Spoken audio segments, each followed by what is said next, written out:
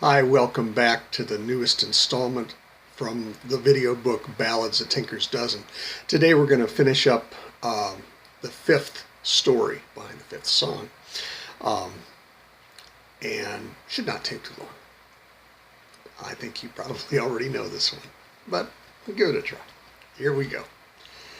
I had staked my claim next to the miner's cavern, not being interested in the hard physical labor of chipping away the quartz in the veins, strike by strike, blow by blow, until I might be rewarded by a tiny little golden glint that could as easily be pyrite as gold.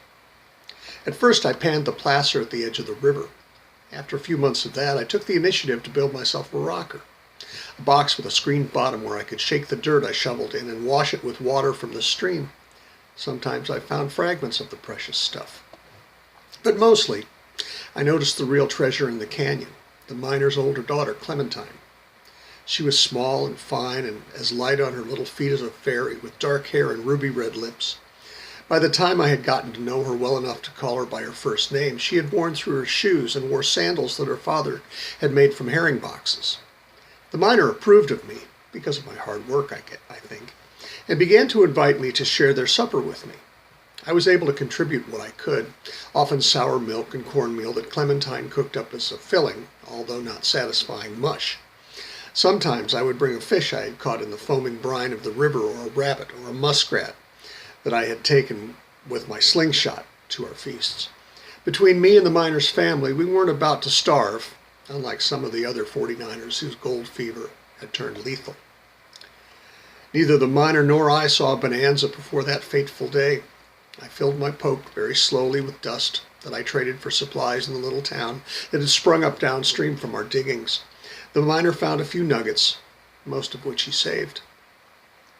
One morning, Clementine drove her ducklings to the water. It was long after the sun had risen, but the shadows in the canyon were just beginning to be pushed back. As she got to the river, she was watching the little ducklings to see that they were safe, and tripped on a piece of wood that had washed down the river during the previous night's rainstorm. She fell into the water. Clementine was no swimmer, and I am ashamed to admit that I never learned that skill. She bobbed along in the current, moving further and further away from me, blowing bubbles in her vain attempt to stay afloat. I ran along the river's edge, searching for a stick to hold out that she might grab. Alas, she was washed away too quickly for me to come to her rescue, and by the time I had caught up to her at the bend of the river, her lifeless body lay in the shallows of that terrible water. I took her body back to her father and laid her down in her bed in the cavern. She seemed only to be asleep, so gentle she lay. But she was cold and past any help that any but God could give. Her father and I buried her in the churchyard of the little chapel in the canyon where I had planned to marry her. I was disconsolate.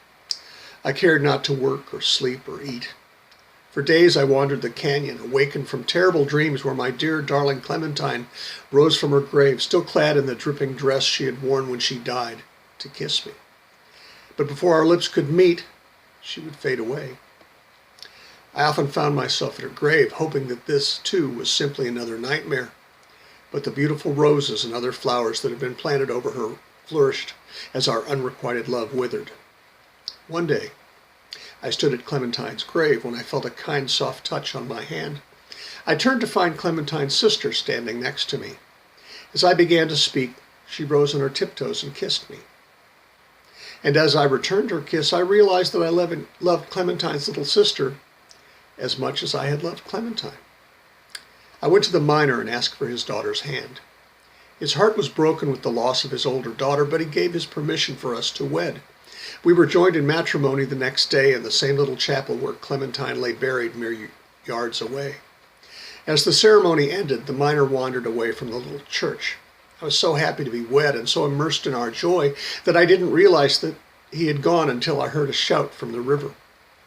The miner had walked to the water that had claimed his Clementine and thrown himself in to join her on the beautiful shore. We buried him next to his beloved daughter.